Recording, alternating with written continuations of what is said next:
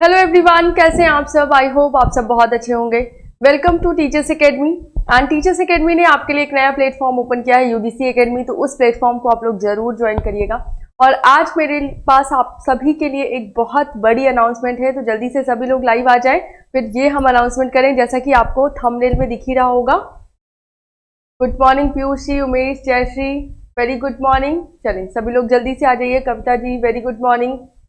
सी, आपका एग्जाम बहुत पास आने वाला है और एग्जाम की जो लोग प्रिपरेशन कर रहे हैं, वेरी गुड, बहुत अच्छी बात है कि वो उन लोग की प्रिपरेशन सुचारू रूप से चल रही है। लेकिन जो लोग अभी भी सोच रहे हैं या फिर जो लोग सोचे हैं उनको प्रिपरेशन करनी चाहिए।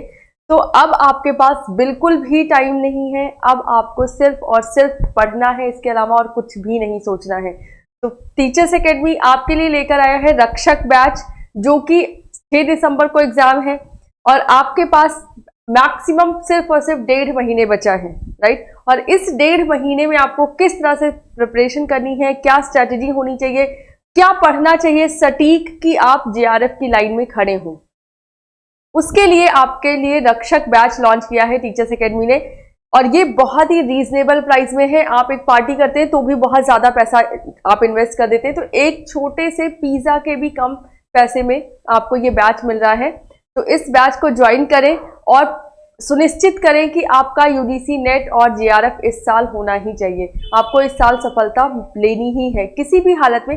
और आप सिर्फ एक मूल मंत्र है किसी भी चीज में सफल होने का, सोचना छोड़िए, करना शुरू करिए। आज एक एक घंटा पढ़ेंगे, फिर कल 2 घंटे, फिर 3 घंटे। लेकिन जो लोग आज से शुरू करेंगे, अब उनके पास समय नहीं है, उनको रेगुलर होना पड़ेगा। और जो लोग पहले से प्रिपरेशन कर रहे हैं वो अपनी स्टडीज को थोड़ा सा और ज्यादा शार्प कर लें, क्योंकि नेट की लाइन में आके रुक जाने से अच्छा है कि आप थोड़ा सा और अपने आप को पुश करें और जेआरएफ हो जाए, राइट।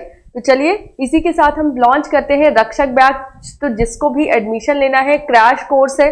आपको इसमें टेस्ट सीरीज मिलेंगी, जो टेस्ट सीरीज आपकी नॉर्मल बैचेस में है वही है, बट या इसमें कुछ और टेस्ट सीरीज भी ऐड की गई हैं। आपको लाइव क्लासेस भी मिलेंगी, साथ ही साथ पीडीएफ नोट जो कि कस्टमाइज है। हर टीचर ने अपने नोट्स स्वयं बनाए हैं और आपके यूजीसी नेट के पैटर्न को देखते हुए, प्रीवियस ईयर पेपर्स को रिसर्च करते हुए ये नोट्स आपके बनाए गए हैं। तो बहुत ही ज़्यादा यूजफुल होने वाले हैं आपके लिए। और टीचर्स एकेडमी में डेली आपकी 9 to 10 प्रीवियस ईयर क्वेश्चंस की क्लास चलती है, वो क्लास बिल्कुल मिस नहीं करें। बाकी जो टीचर्स की जो टीम है वो आप जानते ही हैं। मैं आईसीटी एंड कम्युनिकेशन पढ़ाऊंगी आपको। नेक्स्ट आपके हैं सूर्यांक सर, जो आपका इन्वायरमेंट पढ़ा रहे हैं। शिवम सर आपका logical reasoning, teaching aptitude, research aptitude and comprehension पढ़ा रहे हैं। एंड जो आपके बीबी मिश्रा सर हैं वो मैथ्स एक्सपर्ट हैं, वो आपको मैथ्स एंड रीजनिंग पढ़ाएंगे, ठीक है। तो रक्षक बैच जिसको भी ज्वाइन करना है कॉल करें। टीचर्स एकेडमी के नंबर दिए गए हैं, एडमिन डिपार्टमेंट में कॉल करके आपको सारी डिटेल मिल जाएगी, सारी हेल्प वहां से आपको मिल जाएगी, ठीक है। चलो, very good morning Pratibha ji. And Rakshak batch तो लॉन्च हो ही रहा है एज अ क्रैश कोर्स, साथ ही आपकी 12 घंटे की महामैराथन लॉन्च हो रही है संडे को, ठीक है। तो इस मैराथन से जुड़ना बिल्कुल मत भूलिए। यहाँ पे सिर्फ वही पढ़ाया जाएगा जो 90% आपके पेपर में आपको देखने को मिलता है। मतलब पेपर में ये प्रश्न तो आता ही आता है, इसके अलावा जो चीजें आती हैं वो तो है ही। लेकिन 12 घंटे में हम कोशिश करेंगे कि आपका यूजीसी नेट जेआरएफ का जो सपना है वो साकार होता हुआ दिखे आपको, ठीक है। कहने का मतलब आपकी प्रिपरेशन ऐसी हो जाए कि इस साल आपको भी कॉन्फिडेंस हो कि इस बार तो हम जेआरएफ बन के रहेंगे, ठीक है। मतलब 25 लाख इस बार आपके होने चाहिए। इसी संकल्प के साथ 12 घंटे की मैराथन में आपको जुड़ना है। और अगर किसी को भी क्रैश कोर्स चाहिए रक्षक बैच, आप एडमिन डिपार्टमेंट में कॉल करिए और उनसे कहिए यूजीसी नेट के रक्षक बैच में एडमिशन लेना है, आपको मिल जाएगा। और सारी डिटेल्स भी यहाँ पर आपको अवेलेबल है, ठीक है। चलिए, तो आज हम अपनी क्लास स्टार्ट करते हैं इसके बाद। एंड हाँ, अगर आप यूडीसी नेट के स्टूडेंट हैं तो यूडीसी एकेडमी जरूर ज्वाइन करिए। टीचर्स एकेडमी का ही चैनल है, यूडीसी के स्टूडेंट्स के लिए स्पेशली यूडीसी एकेडमी डिजाइन किया गया है, ठीक है। और वहां पे आपको हर चीज फ्री में मिलती है, जो भी कंटेंट है वो आपका फ्री ऑफ कॉस्ट वहां पर है, ठीक है। चले, हाँ चले, तो ये सारे क्वेश्चंस हमने लास्ट क्लास में कर लिए थे। 2021 का पेपर चल रहा है और जैसा कि आपको पता है क्वेश्चन नंबर 35 तक हमने लास्ट कर दिए थे। जिन्होंने ये क्लास नहीं देखी आप पहले जाके देख सकते हैं। क्वेश्चन नंबर 36 से आज हम स्टार्ट करेंगे। 1 to 35 क्वेश्चन नंबर तक आपका प्रीवियस क्लास में है, आप वहां से देख सकते हैं। ठीक है, चले तो स्टार्ट करते हैं क्वेश्चन नंबर 36 से। Very good. अगर आपने मुझसे पढ़ा है तो आपको पता होगा कि किस स्ट्रेटजी से हम चलते हैं, और अगर आपने एक बार भी यूजीसी नेट का एग्जाम दिया होगा तो आपने देखा होगा कि 99% पेपर वही बनता है जो हम आपको पढ़ाते हैं। सूर्यांक सर से भी हो सकता है आपने पढ़ा हो, मुझसे भी अगर आपने पढ़ा है तो 99% पेपर में वही चीजें आती हैं जो मैं आप लोगों को डिलीवर करती हूँ। और ये कॉन्फिडेंस मुझे ऐसे ही नहीं आया है, कई सालों की मेहनत है, कई सालों के पेपर्स मैंने आपके स्टडी किए हैं, आपसे ज्यादा मेहनत मैंने की है, तब जाके मुझे ये पता है कि आपके एग्जाम में क्या पूछा जाता है। ठीक है, तो चलिए स्टार्ट करते हैं। Question number 36, what is the full form of the acronym CAD and CAM. CAD and CAM दो शब्द हैं, इनके फुल फॉर्म आपको बतानी है। तो कैड की फुल फॉर्म है computer aided design and CAM की फुल फॉर्म है computer aided manufacturing. Computer aided manufacturing, तो computer aided design and computer aided manufacturing, ना कि मेंटेनेंस। ठीक है, तो यहाँ पे ये वाला सही था लेकिन ये वाला गलत हो गया। इसमें जो करेक्ट ऑप्शन होगा आपका वो होगा B. Computer aided manufacturing and computer aided design. Engineering में ये टर्म्स आपके यूज होते हैं। जब इंजीनियरिंग डिजाइंस बनाई जाती हैं या सिविल इंजीनियरिंग में ये सारे शब्द आपके इस्तेमाल किए जाते हैं। Very good. Next question number 37 है, piracy refers to attempts to gain information from otherwise undisclosed areas. दूसरा है, hacking refers to the unauthorised deprecation of computer software. Piracy का क्या तात्पर्य और हैकिंग क्या तात्पर्य है, यही आपको बताया गया है। तो पायरेसी का तात्पर्य अन्यथा गुप्त क्षेत्रों से सूचना प्राप्त करने के प्रयासों से है, और हैकिंग का तात्पर्य कंप्यूटर सॉफ्टवेयर की अनधिकृत नकल से है। देखें, बहुत सिंपल सी बात है। अगर आपको पायरेसी पता है कि पायरेसी क्या होती है, तो जब आपको कोई सॉफ्टवेयर दिया जाता है और कहा जाता है कि ये सॉफ्टवेयर आपको खरीद के ही यूज करना है, आप इसको जब तक आप हमसे नहीं खरीदेंगे तब तक आप इसको इस्तेमाल नहीं कर सकते। लेकिन हम क्या करते हैं कि उसकी एक कॉपी क्रिएट करते हैं, एक इमेज क्रिएट करते हैं और उसको हम इस्तेमाल करते हैं। तो इसको बोला जाता है पायरेसी। जब आप किसी भी सॉफ्टवेयर का डुप्लीकेट बना के यूज करते हैं, उस सॉफ्टवेयर की कॉपी आप यूज करते हैं, तो वो क्या है, पायरेटेड वर्जन है। मतलब वो ओरिजिनल वर्जन नहीं है आपका, वो डुप्लीकेट वर्जन है।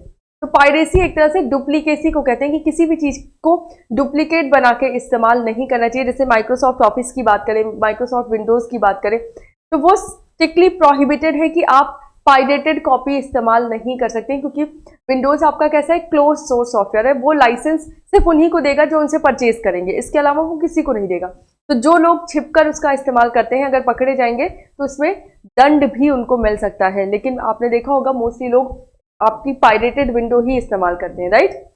लेकिन प्रॉब्लम ये आती है कि वो अपडेट्स होने में या फिर कुछ अगर नया कोई सिक्योरिटी फीचर लॉन्च किया है विंडोज ने, तो वो उसमें इंस्टॉल नहीं हो पाते। तो पहला जो बोल रहे हैं कि पायरेसी का तात्पर्य गुप्त क्षेत्रों से सूचना को प्राप्त करने का प्रयास है, तो ये आपका गलत हो जाएगा, क्योंकि पायरेसी आपकी डुप्लीकेसी से रिलेटेड है। सेकेंड, हैकिंग का तात्पर्य कंप्यूटर सॉफ्टवेयर के अनधिकृत नकल से है। तो हैकिंग का क्या मतलब होता है, कंप्यूटर सॉफ्टवेयर को अनधिकृत उसकी कॉपी नहीं क्रिएट करनी है, डुप्लीकेट नहीं बनाना है। हैकिंग का मतलब होता है जब आप किसी सिस्टम पर बिना ऑथराइजेशन के अटैक करते हैं और उसकी सूचना निकालने की कोशिश करते हैं या उसकी सूचना को हैक करते हैं। ठीक है, तो हैकिंग मतलब कि अनऑथराइज्ड अटैक्स को हम क्या बोलते हैं, हैकिंग, की आप किसी की इजाजत के बिना उसका डेटा लेने की कोशिश करते हैं, तो ये एक तरह की चोरी कहलाएगी। ठीक है, तो हैकिंग के लिए भी जो स्टेटमेंट दिया है वो क्या है, गलत। तो दोनों ही स्टेटमेंट आपके क्या हो जाएंगे, फॉल्स। नेक्स्ट 37 का बी। Very good. चलिए, जो लोग भी 37 का ए बोल रहे हैं वो गलत है। ठीक है, next 38, which two of the following task are carried out by all operating system. निम्नलिखित में से कौन से दो कार्य सभी ऑपरेटिंग सिस्टम द्वारा किए जाते हैं। सभी ऑपरेटिंग सिस्टम द्वारा कौन से दो कार्य किए जाते हैं ये आपको बताना है। रिपेयरिंग माउस को रिपेयर करने का काम, या डेटा लॉगिंग, डेटा को लॉग मतलब होता है कि एक जगह से भंडार करके रखना।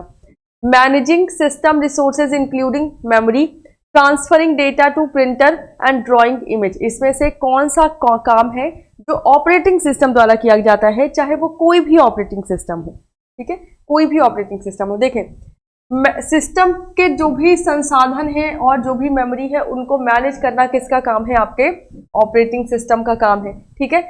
और डेटा, अगर कोई प्रिंटर अटैच है, ठीक है, कोई प्रिंटर अटैच है, तो प्रिंटर तक डेटा को स्थानांतरण करना भी आपका ऑपरेटिंग सिस्टम का ही काम होगा, ठीक है।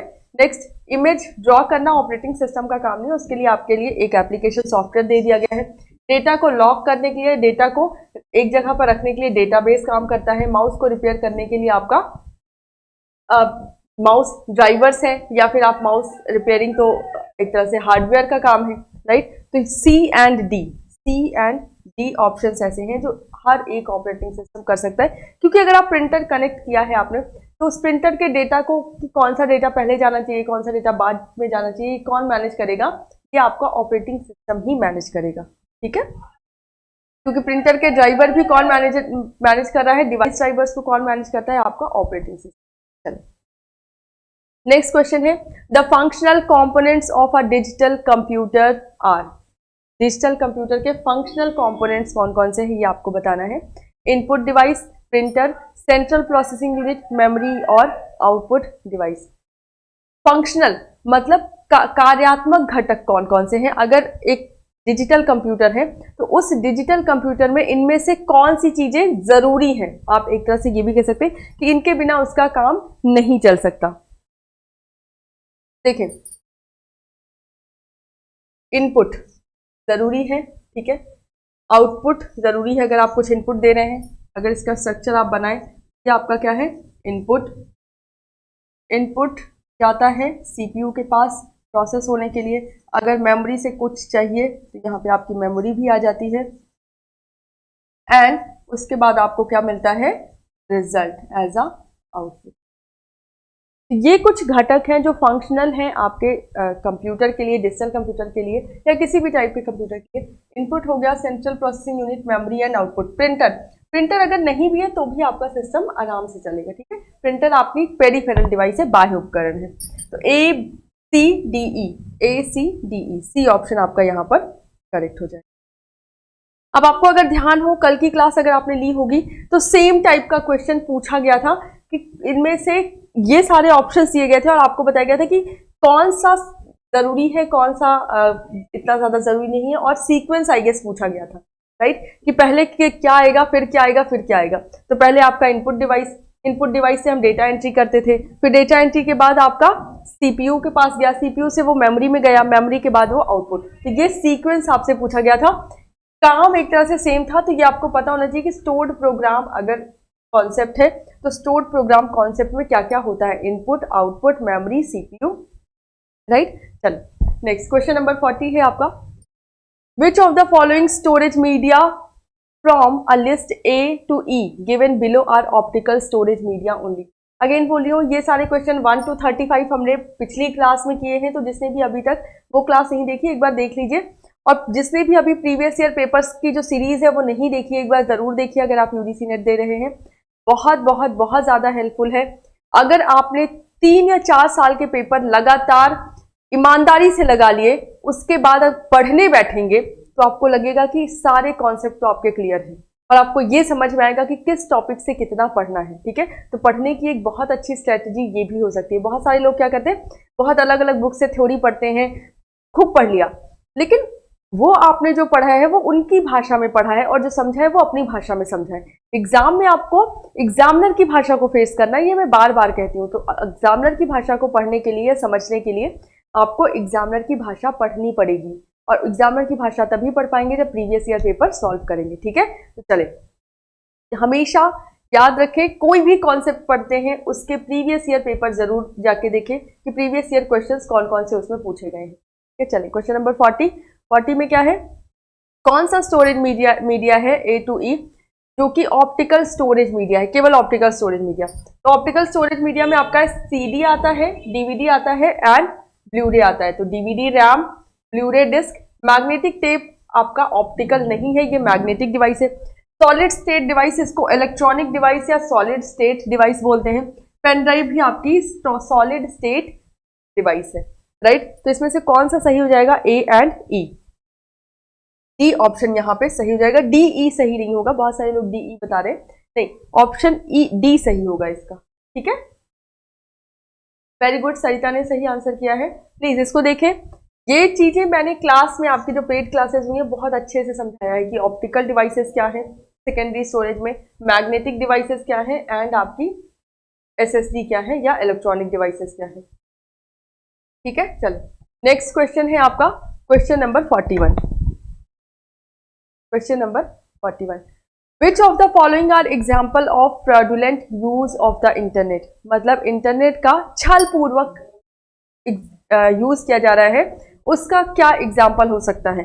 ब्लॉगिंग करना, बुकिंग का सिनेमा टिकट, फार्मिंग या फिशिंग। मतलब अगर आप ब्लॉगिंग कर रहे हैं, आप एक ब्लॉगर हैं, तो चाहे वो वीडियो ब्लॉगर हो या चाहे आप वेब ब्लॉगर हो, अगर ब्लॉगिंग कर रहे हैं तब आप इंटरनेट का छल पूर्वक इस्तेमाल कर रहे हैं, या फिर अगर आप कोई सिनेमा की टिकट या कोई मूवी की टिकट बुक कर रहे हैं तब आप छल पूर्वक इस्तेमाल कर रहे हैं। नहीं, इन दोनों में ही हम छल पूर्वक कोई भी काम नहीं करते। लेकिन अगर आप फार्मिंग एंड फिशिंग की बात करें तो ये दोनों ही आपके किसी भी सिस्टम से डेटा को चुराने के लिए, किसी भी व्यक्ति का पर्सनल डेटा चुराने के लिए किया जाता है। तो छल पूर्वक इंटरनेट का इस्तेमाल हम फार्मिंग एंड फिशिंग में करते हैं। तो इसके ऑप्शंस क्या क्या हो जाएंगे, सी एंड डी। क्या सही होगा, सी एंड डी ऑप्शन आपका करेक्ट हो जाएगा।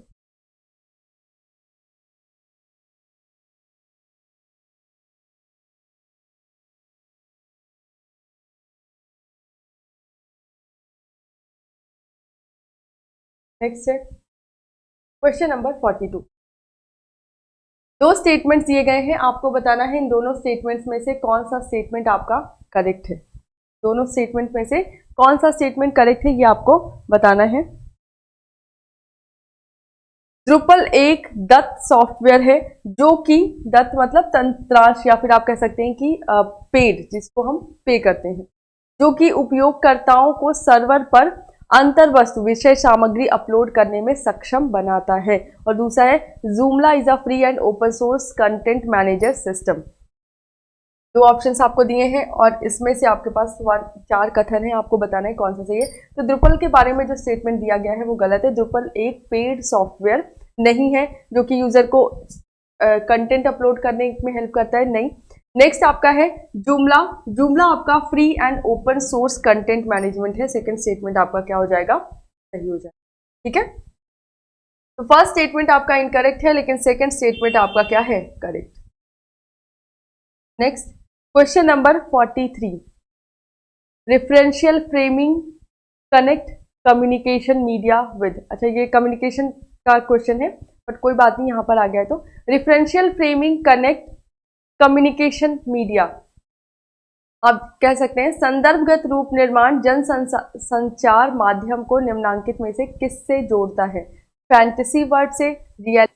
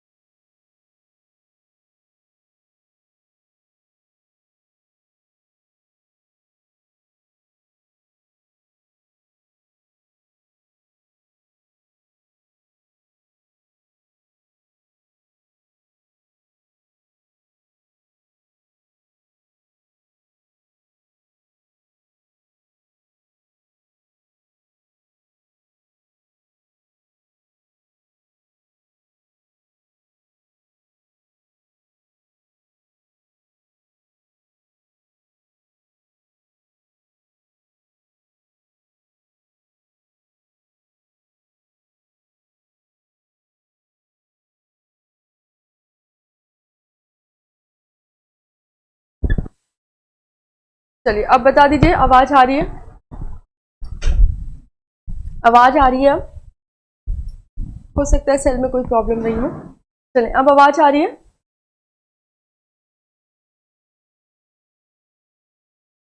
अब आवाज आ रही है? प्लीज एक बार बता दीजिए सबको। अभी भी आवाज नहीं आ रही?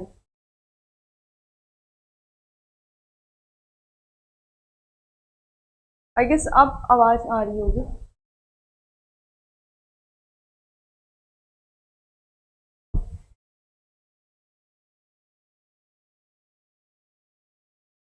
एक बार सभी लोग बता दीजिए क्या आवाज आ रही है तो हम आगे बढ़े।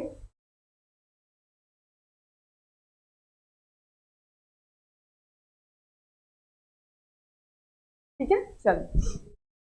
नाउ क्वेश्चन नंबर 45 है, which of the following are microblogging platforms. Microblogging platforms कौन कौन से हैं ये आपको बताना है। पहला है Pinterest, Tumblr, Twitter, eBay and Instagram. Microblogging क्या होता है? देखो, ब्लॉग होता है जिसमें आप अपने मन के की बातें लिख सके, राइट। ब्लॉगिंग हो गया या वीडियो लॉगिंग हो गया, जब आप अपने पॉइंट ऑफ व्यू को, अपने पीओवी को किसी के सामने रखते हैं या अपने पॉइंट ऑफ व्यू से बातें करते हैं, हमेशा फैक्ट पे नहीं, जो आपका पॉइंट ऑफ व्यू है उस पे बातें करते हैं, राइट। एक तरह से ये कह सकते हैं, या जो भी आपका इंटरेस्ट है आप उससे रिलेटेड बातें करते हैं, उसको हम बोलते हैं ब्लॉगिंग। तो माइक्रो ब्लॉगिंग में क्या होता है कि जो आप अपना ही पॉइंट ऑफ व्यू रखेंगे लेकिन कम शब्दों में, राइट। आपको एक लिमिट दे दी गई है कि इतने ही लिमिट में आपको अपनी बात कहनी है। अगर आप अपनी वेबसाइट, अपना ब्लॉग बनाते हैं तो आप 1 पेज, 2 पेज, 3 पेज, जितना भी लिखना चाहें आप एक बहुत बड़ा सा आर्टिकल लिख सकते हैं। लेकिन अगर कुछ सी दूसरी, जैसे कोई सोशल नेटवर्किंग साइट यूज कर रहे हैं और वो आपका एज अ ब्लॉग काम करे कि आप अपना पॉइंट ऑफ व्यू दे रहे हैं, तो वहां पे कुछ लिमिट्स है कि इतने वर्ड्स ही आप लिख सकते हैं। जैसे आपके ट्विटर की अगर हम बात करें तो ट्विटर में आपकी एक लिमिट है कि आप सिर्फ और सिर्फ कितने नंबर्स, सॉरी कितने वर्ड्स लिख सकते हैं, 140 वर्ड्स, ठीक है। तो जैसे ट्विटर हो गया एक तो आपका, और माइक्रो ब्लॉगिंग में और कौन कौन सा आ जाएगा आपका, पी इंटरेस्ट, इंटरेस्ट भी आपका माइक्रो ब्लॉगिंग में ही आ जाएगा। ईबे, ईबे आपकी एक ऐसी कंपनी है जो कि, सॉरी ऐसी वेबसाइट है जो कि कॉमर्शियल है, एक कॉमर्शियल साइट है, ये कॉमर्शियल साइट है, राइट। टम्बलर भी, क्योंकि पिंटरेस्ट में भी हम क्या करते हैं, इमेजेस डालते हैं और वो भी एक माइक्रो ब्लॉगिंग ही है। वहां पे भी हम इमेजेस से, जैसे जो भी हमारा इंटरेस्ट है हम अपने अकॉर्डिंग इमेजेस वहां पे पोस्ट कर सकते हैं। टम्बलर, टम्बलर भी आपका एक माइक्रो ब्लॉगिंग ही है। ट्विटर की बात करें तो ट्विटर भी आपका एक माइक्रो ब्लॉगिंग है। तो ये ACE तो आपके कंफर्म है कि माइक्रो ब्लॉगिंग है। ACE कहीं भी ऑप्शन में दिख रहा है, ACE, राइट। इंस्टाग्राम, इंस्टाग्राम को भी एज अ माइक्रो ब्लॉगर ही इन्होंने लिखा हुआ है, ठीक है। उसमें भी आपकी एक लिमिट होती है कि आप कुछ शब्द ही लिख सकते हैं, बहुत, मतलब ऐसा नहीं कि 2-3 पेज तक आप कोई भी अपना पॉइंट ऑफ व्यू लिखते रहें। तो इंस्टाग्राम भी आपका क्या है, एज अ माइक्रो ब्लॉगर काम करेगा, ठीक है। चलिए, तो क्वेश्चन नंबर 45 का करेक्ट आंसर है Pinterest, Tumblr, Twitter and Instagram. Next, given below are, given below are 2 statements. नीचे 2 स्टेटमेंट्स दिए गए हैं, आपको बताना है कौन सा सही है कौन सा गलत, क्योंकि 46 जो क्वेश्चन नंबर था वो वहीं से पीछे से ही स्टार्ट हो गया, उसकी एक लाइन ये है यहाँ से, राइट। चलो, तो 2 स्टेटमेंट दिए गए हैं। स्टेटमेंट 1 क्या कह रहा है, अ DVD और CD using the letter R indicates that it is read only.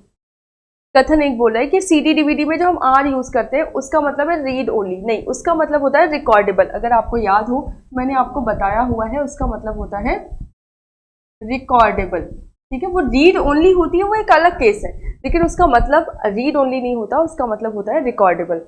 Web browsers are use to all a user to gain access to the internet.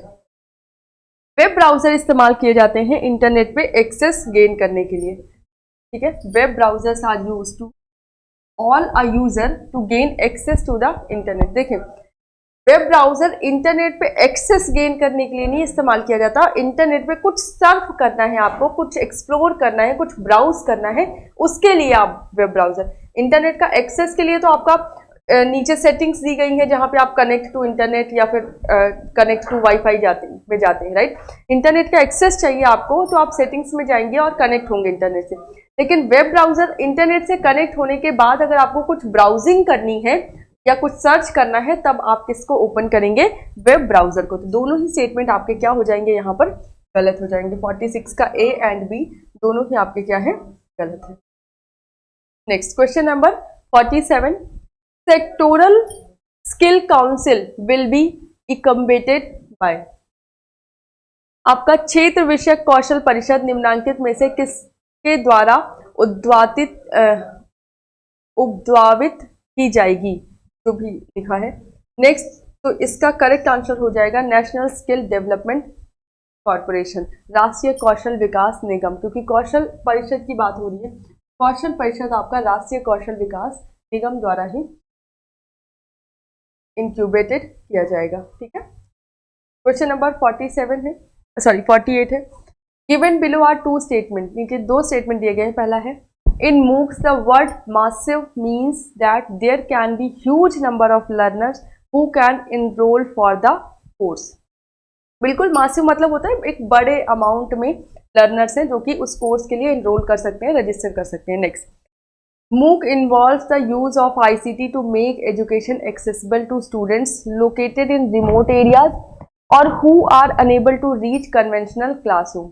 तो ये भी आपका स्टेटमेंट एक तरह से सही है कि MOOC की वजह से ही ये पॉसिबल हो पाया है कि आपके जो रिमोट एरिया में लोग रह रहे हैं, जहाँ पे पॉसिबल नहीं है कि वो लोग क्लासरूम ले सकें, उनके लिए MOOC प्लेटफॉर्म एक वरदान साबित हुआ है, जो कि ICT द्वारा बनाया जाता है। ठीक है, तो यहाँ पे दोनों ही स्टेटमेंट आपके क्या हो जाएंगे, सही हो जाएंगे कि MOOC ICT का उपयोग उन विद्यार्थियों तक शिक्षा को सुगम बनाने हेतु करता है जो दूरस्थ क्षेत्रों में विद्यमान है अथवा परंपरागत कक्षाओं तक पहुंच पाने में सक्षम नहीं है। बिल्कुल सही है, दोनों ही आपके क्या है, राइट है।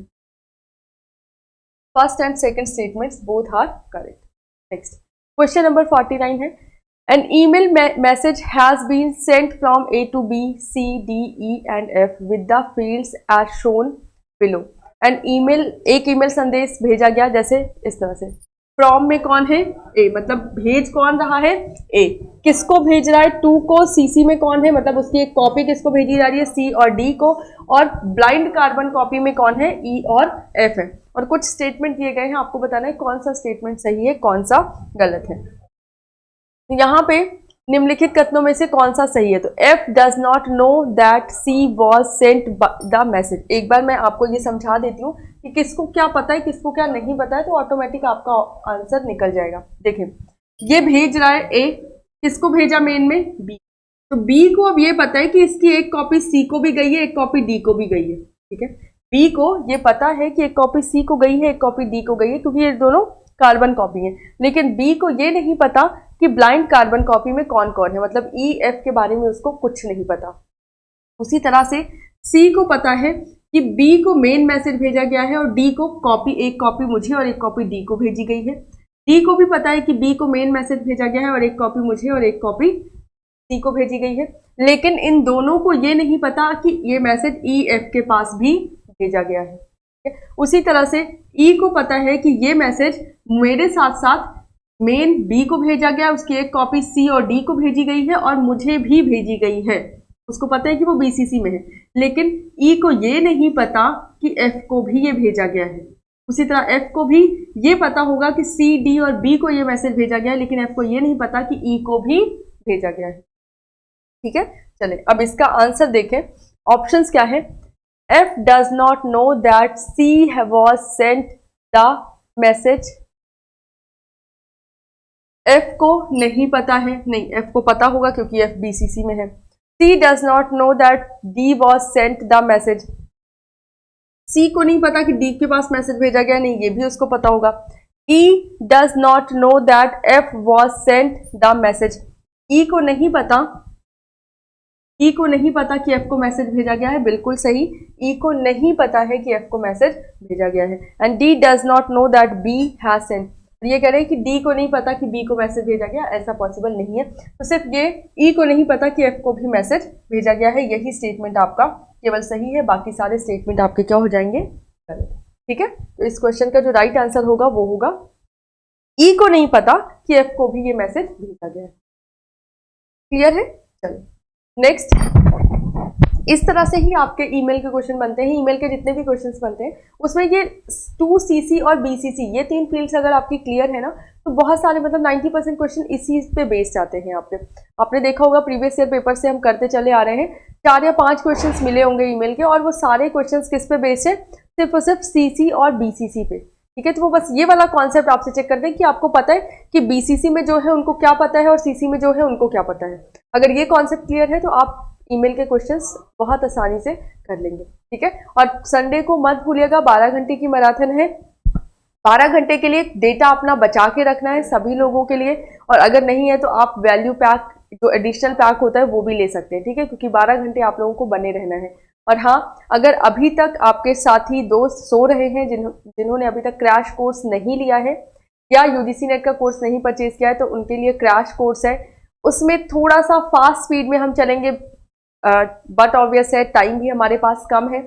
इतने लिमिटेड टाइम में हमारे पास सिर्फ 1.5 महीने में पूरा का पूरा कोर्स खत्म करना है, तो थोड़ी सी ज़्यादा मेहनत आपको करनी पड़ेगी। दिन में 5 घंटे 6 घंटे आपकी क्लासेस चलेंगी और उसके साथ ही आपकी तैयारी भी मजबूत हो जाएगी। ठीक है, हम अगर पढ़ाएंगे तो आपको पढ़ना ही पड़ेगा। ठीक है, चलिए, तो ये दोनों बातें आपको याद रखनी है। संडे को मैराथन है और आपका रक्षक बैच लॉन्च हो चुका है यूजीसी नेट फर्स्ट पेपर में, उसको जरूर ज्वाइन करें अगर किसी ने अभी ज्वाइन नहीं किया है तो। क्वेश्चन नंबर 50 है, 2 स्टेटमेंट दिए गए हैं। तो पहला स्टेटमेंट है the contents of most forms of RAM are volatile. ये कह रहे हैं कि कंटेंट, रैम का कंटेंट कैसा होता है, वॉलेटाइल, दस making them unsuitable for long term data storage. बिल्कुल, कि जो रैम है वो वॉलेटाइल है, इसी वजह से उसको लंबे समय के लिए अगर कोई डेटा स्टोर करना है तो उसको हम यूज नहीं कर सकते हैं। पहला स्टेटमेंट ये बोल रहा है।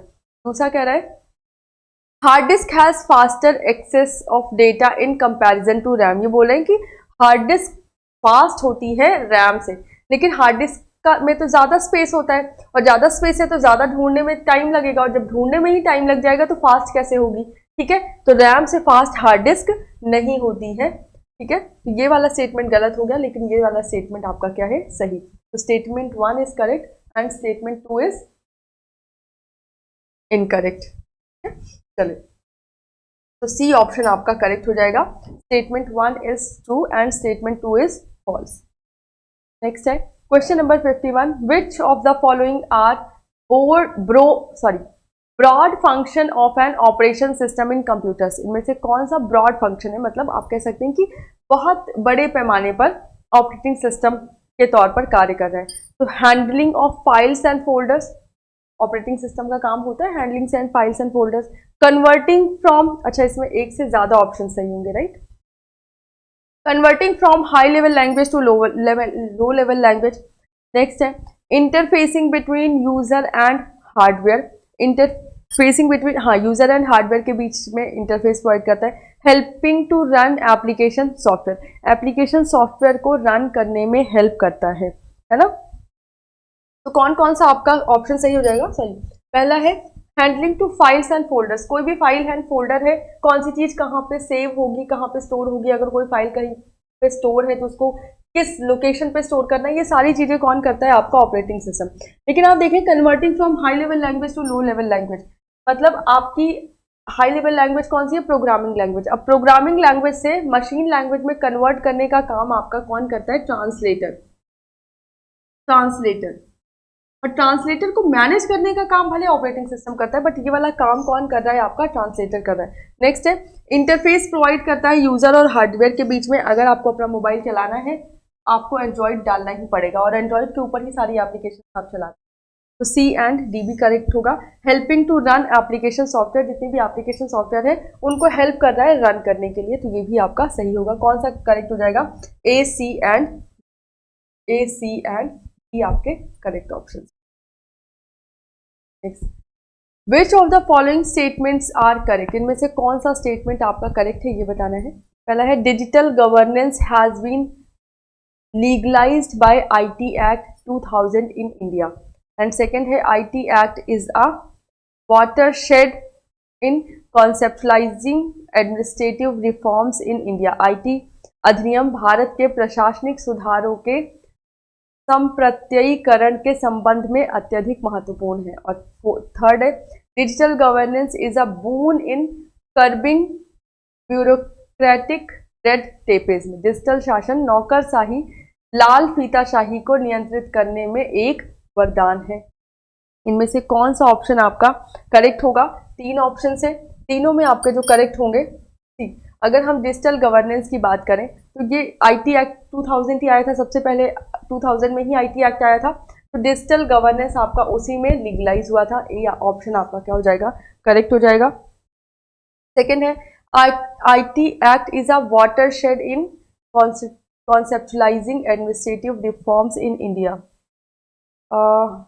प्रशासनिक सुधारों के, हाँ ये भी एक तरह से सही है कि जो भी आपके प्रशासनिक सुधार हैं आईटी एक्ट में मतलब उसको इंडिया में रिफॉर्म किया गया है।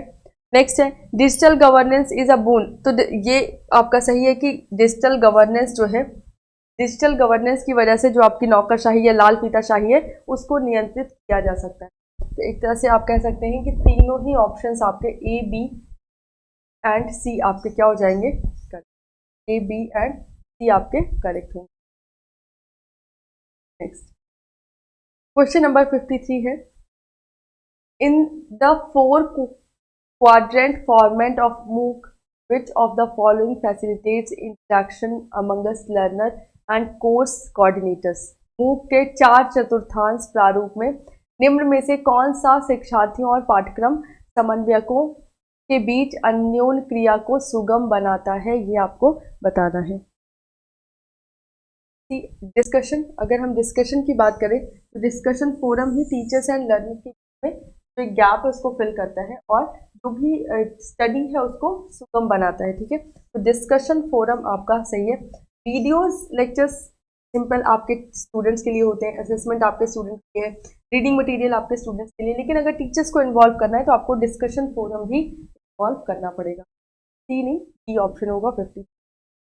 चलिए नेक्स्ट है question number 54।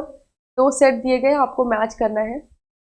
NIOS, NCTE, AICTE और NCVET ये सारे एजुकेशनल बॉडी हैं। तो आपको बताना है इन एजुकेशनल बॉडी से कौन सा, मतलब कौन सी एजुकेशनल बॉडी किस डिपार्टमेंट को एक्सेस करती है, किस डिपार्टमेंट को हैंडल करती है, राइट। और इसके ऑप्शंस आपके यहाँ पर दिए गए हैं। ठीक है, चलो यहाँ पे NIOS आपके डिस्टेंस लर्निंग के लिए यूज होता है।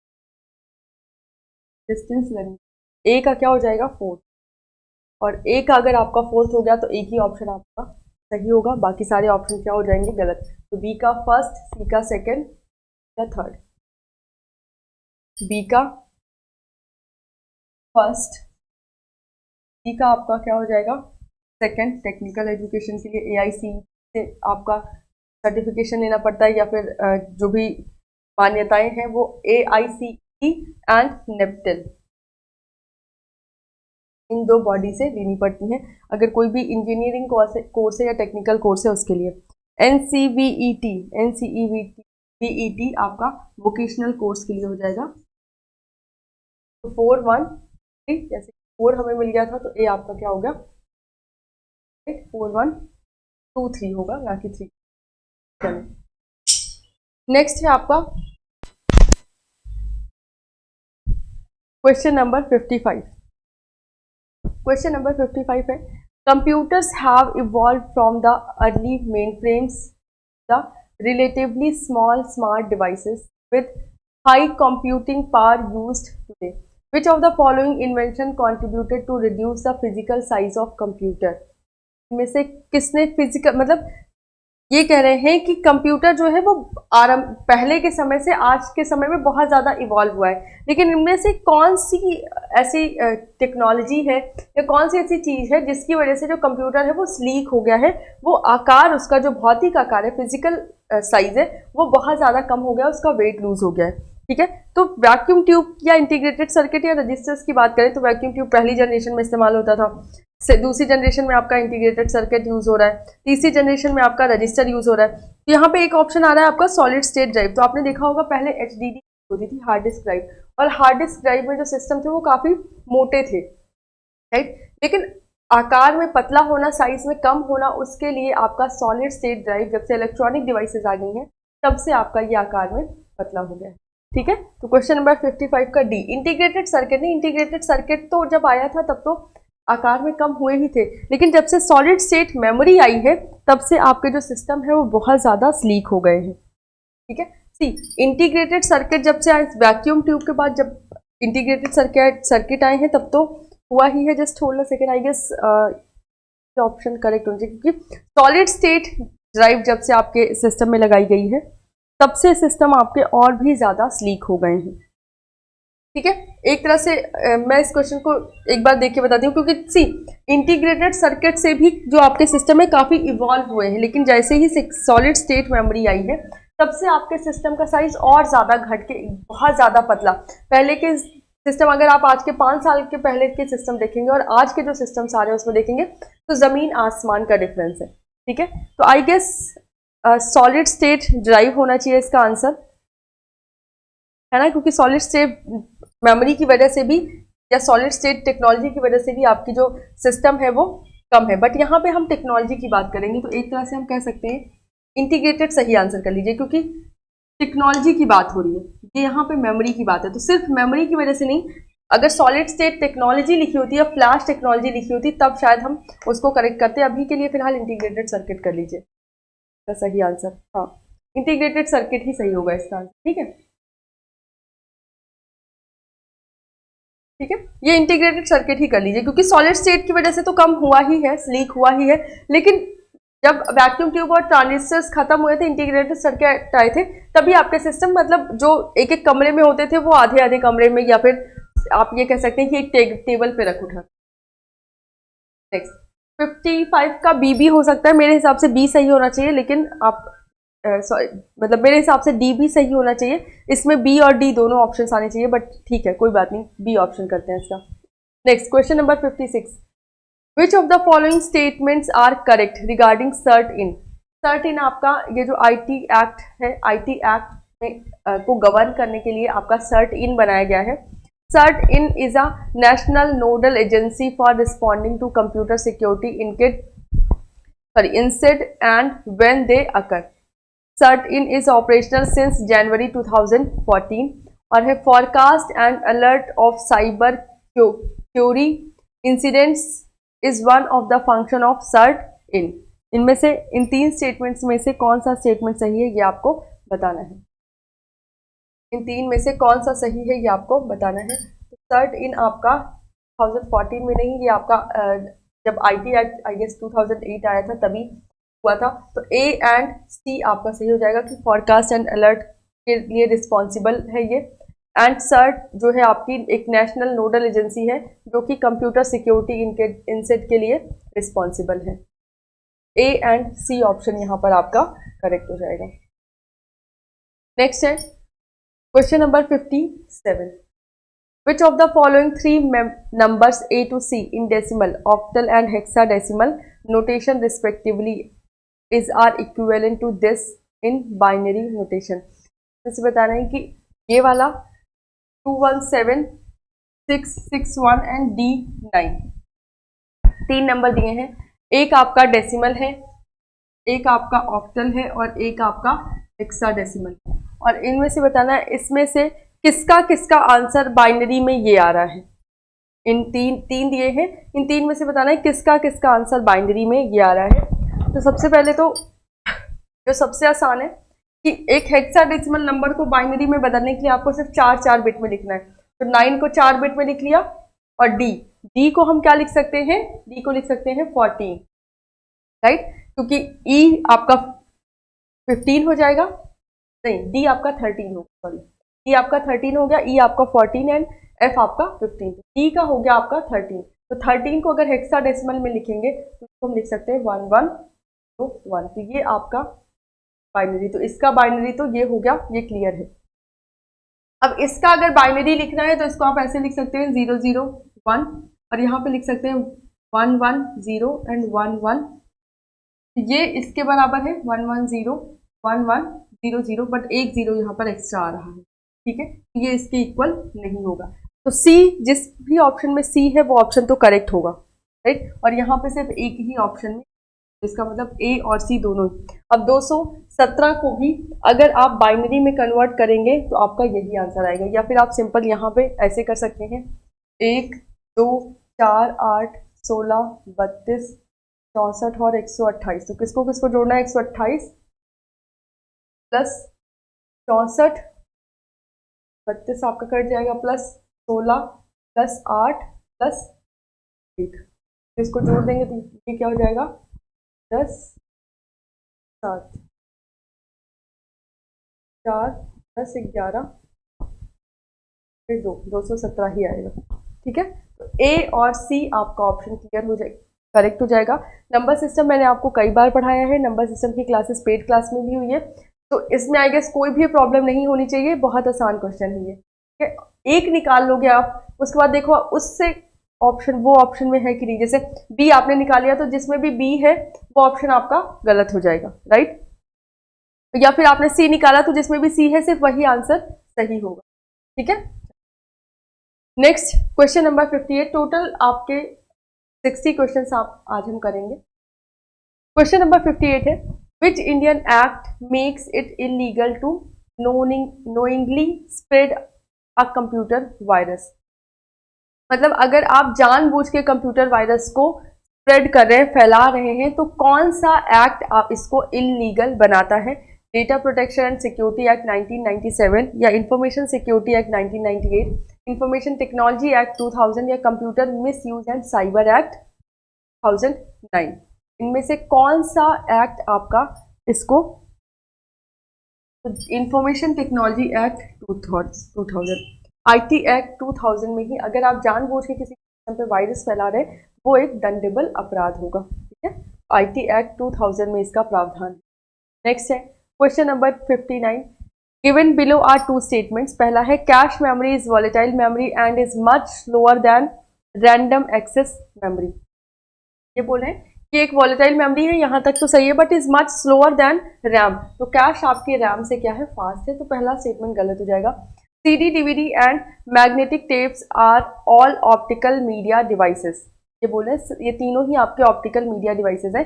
यहाँ पे ये जो मैग्नेटिक टेप लिख दिया है इसकी वजह से ये सारे ऑप्टिकल मीडिया नहीं हो सकते, तो सेकंड स्टेटमेंट आपका क्या हो गया, गलत हो गया। तो कौन सा स्टेटमेंट सही हो जाएगा, अरे कौन सा ऑप्शन सही हो जाएगा कि दोनों ही स्टेटमेंट्स आपके क्या है, फॉल्स है।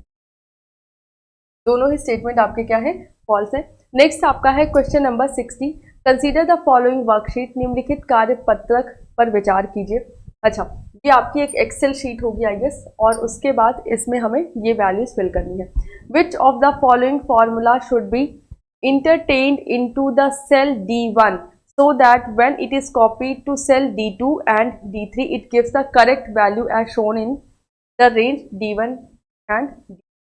सिंपल, इस क्वेश्चन को अगर आपने समझ लिया तो आप इसका मतलब समझ जाएंगे कि इसका मतलब क्या होता है, रेफरेंस का मतलब क्या होता है, ऑब्सोल्यूट वैल्यू का मतलब क्या होता है। ये आपका डॉलर है, ठीक है, यहाँ पे जो एस लिखा है ये एस नहीं है, ये आपके सारे डॉलर है। ये भी आपका क्या ना, सबसे पहले ये क्या करा है, कौन सा फॉर्मूला हम एंटर करेंगे D1 कि अगर उसको कॉपी किया जाए D2 और D3 में तो करेक्ट वैल्यू आए। अब वैल्यूज पहले ही दे दी गई हैं, यहाँ पे आपका है 1, मतलब यहाँ पे A B C D की वैल्यू हमें पहले ही दे दी गई है, राइट। अब इन्होंने बोला कि B और C को क्या करने पर 50 आ रहा है, मतलब हम D1 में कौन सा क्या फॉर्मूला लगाना है, हमें D1 में ऐसा कौन सा फॉर्मूला लगाएं कि यही फॉर्मूला अगर हम यहाँ पे लगाएं तो भी सही हो और यहाँ पे लगाएं तो भी सही हो, राइट। D1 में हमें ऐसा कौन सा फॉर्मूला लगाना चाहिए कि वो फॉर्मूला अगर हम यहाँ पे लगाएं और यहाँ पे लगाएं तो सारी वैल्यूज उसकी सही आए। देखें तो सिंपल सी बात है,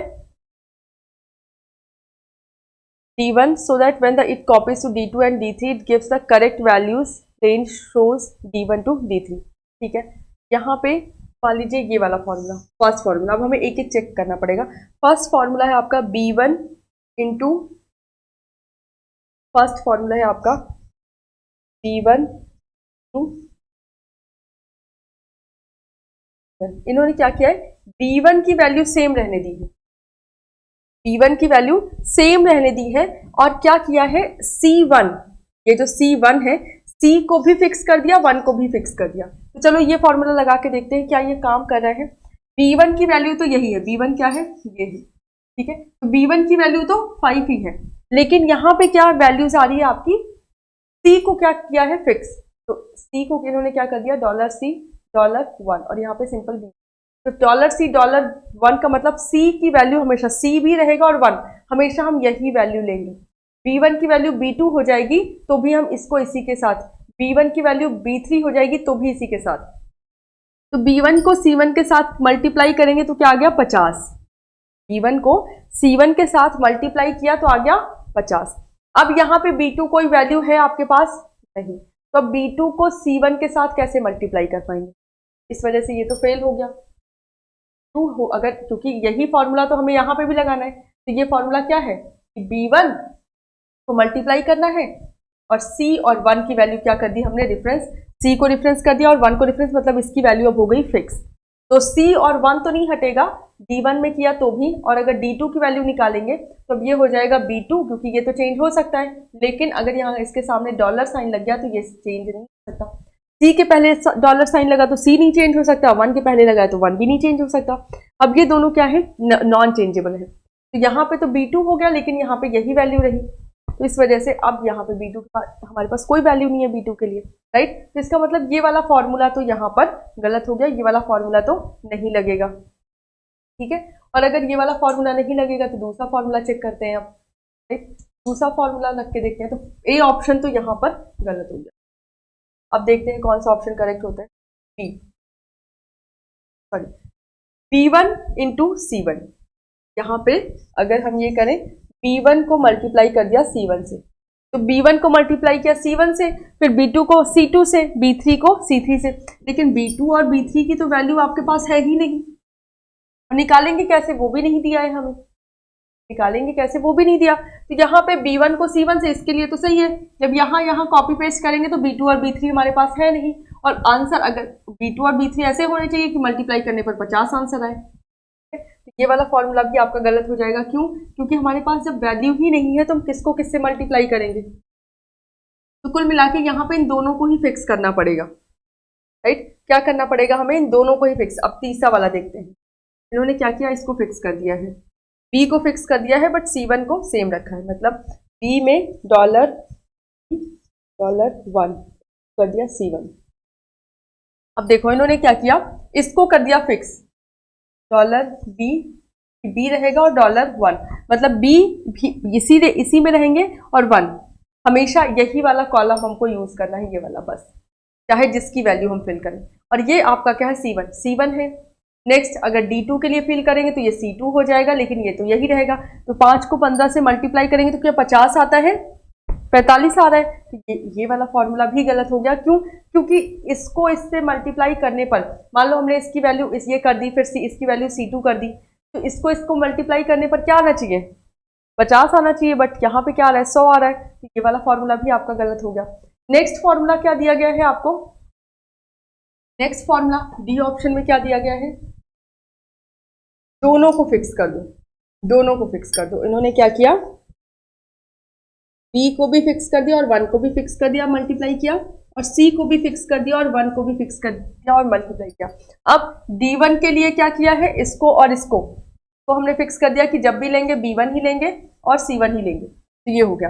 अब इसके लिए भी इसको और इसको ही लेंगे, क्यों, क्योंकि हमने फिक्स कर दिया कि वैल्यू हम यही लेंगे, तो 5 और 10 को मल्टीप्लाई करके हमने D2 में लिख दिया। अब इसी फॉर्मूले को जब आगे कॉपी करेंगे, इस फॉर्मूले को आगे कॉपी करेंगे, तो अगेन B1 और C1 को मल्टीप्लाई करके यहाँ पे लिख दिया। तो B और C दोनों की वैल्यू जब हमने फिक्स कर दी तो इसको बार बार यही वैल्यू पर मल्टीप्लाई होगी और आगे लिखती चली जाएगी, राइट। तो कौन सा ऑप्शन यहाँ पर करेक्ट हो जाएगा, option number D, option number D आपका यहाँ पर करेक्ट हो जाएगा, ठीक है। आई होप ये चीज समझ में आई होगी कि कैसे किया है, ये क्लियर है।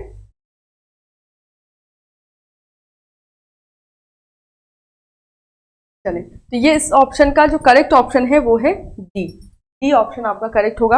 अगर इसमें वैल्यूज फिल करनी है तो आपको ये वाला फॉर्मूला ही लगाना पड़ेगा, दोनों ही वैल्यूज को फिल करनी है।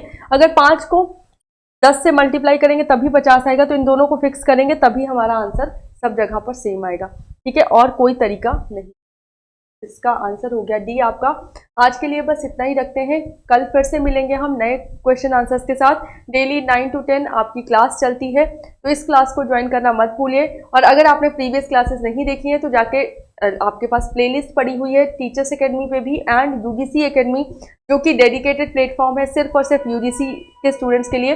वहाँ पे जाके आप प्लेलिस्ट में देख सकते हैं सारी क्लासेस। आपको इन्वायरमेंट के भी प्रीवियस ईयर पेपर मिल जाएंगे, मैथ्स के भी, आपको लॉजिकल रीजनिंग और आईसीटी सबके प्रीवियस ईयर पेपर मिल जाएंगे। वो क्लास आप ज़रूर लीजिएगा, वो क्लास आप लोगों के लिए इंपॉर्टेंट है, राइट। और शाम को 5 to 6 आपकी क्लास चलती ही है लॉजिकल रीजनिंग की, मॉर्निंग में 8 to 9 आपकी क्लास चलती है मैथ्स की। तो सारी क्लासेस इंपॉर्टेंट है, प्लीज़ सारी क्लासेस अटेंड किया करिए आप लोग।